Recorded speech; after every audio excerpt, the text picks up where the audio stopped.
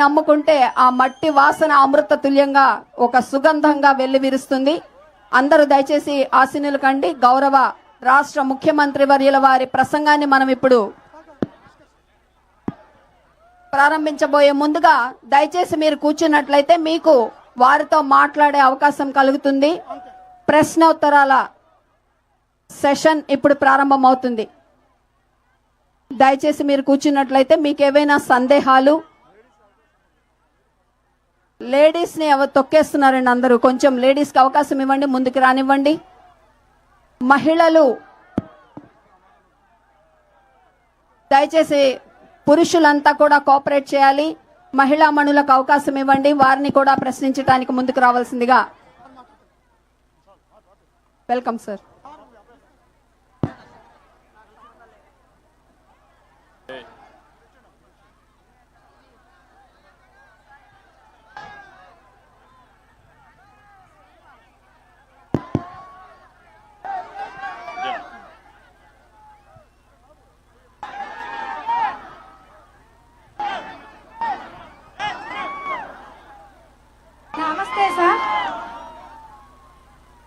నమస్తే సార్, నా పేరు Anusha sir, Shankarapuram village sir, Mullamuru మండలం, ప్రకాశం జిల్లా సార్.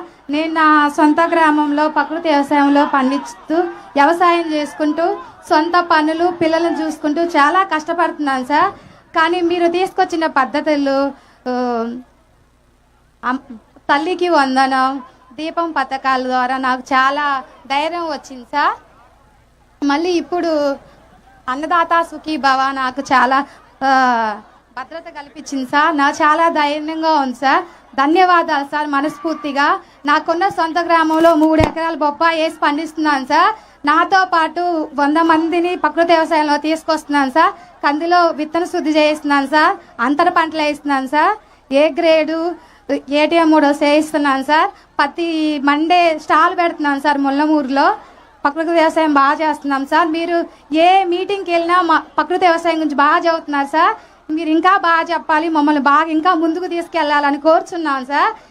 అన్నదాత సుఖీభావ పడాలంటే ప్రకృతి వ్యవసాయం చేయాలి, ఒక అరెకరమైనా పడాలి అని మీరు కోరండి సార్.